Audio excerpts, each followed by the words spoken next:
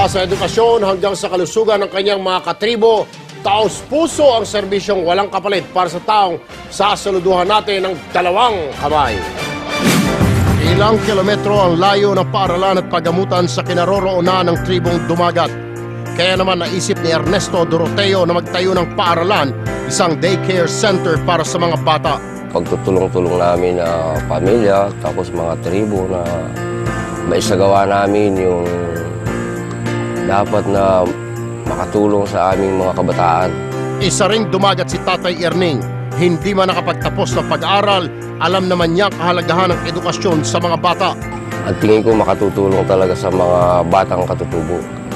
Hindi lamang edukasyon ang inilapit ni Tatay Erning sa tribong Dumagat, maging sa pangkalusugan ay gumawa ng paraan ng kanyang pamilya upang matulungan ang buong tribo. Nagtatanim ang buong pamilya ng mga herbal na halaman para sa paunang lunas sa mga sakit. Kaya naman ang bawat pamilya sa kanilang tribo, lubos ang pasasalamat sa kagandahang loob ng pamilya ni Tatay Erning. Kayo po yung naitutulong talaga ng mag-asawa, ng pamilya ng Doroteo.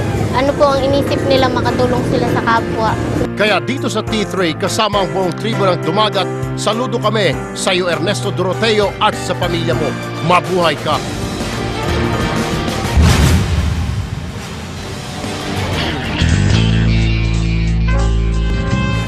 Good afternoon, Presinto. Nandito tayo ngayon sa Las Piñas Police Community Precinct number 1. Okay, makikita nyo naman na lumang-luma pa yung structure. Okay, panahon pa raw ito ng Spanish era.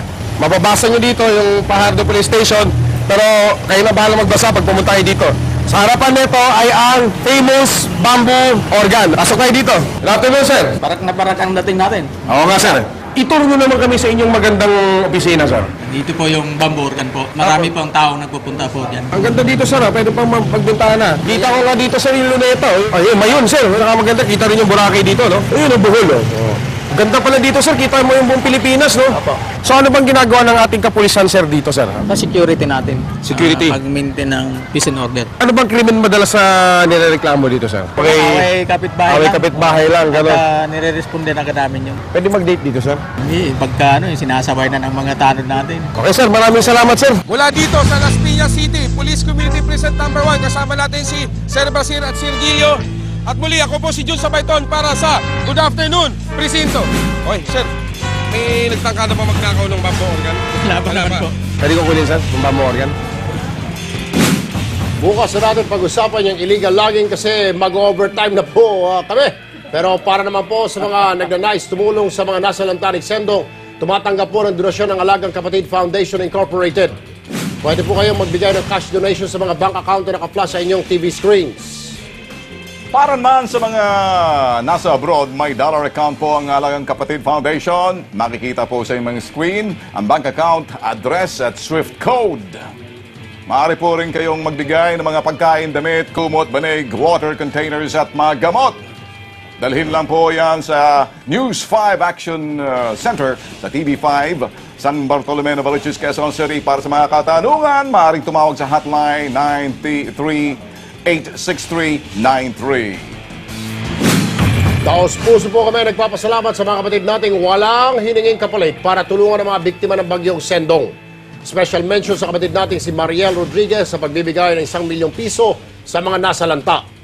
Nagpapasalamat din ang News 5 sa mga nag-donate na sa bank account ng Alagang Kapatid Foundation at sa mga volunteers na nag-empake ng relief goods. Muli, thank you very much po!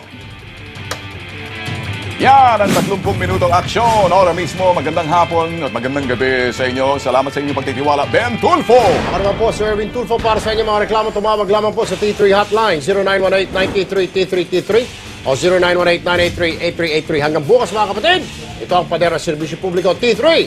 Ang bumangga, giba!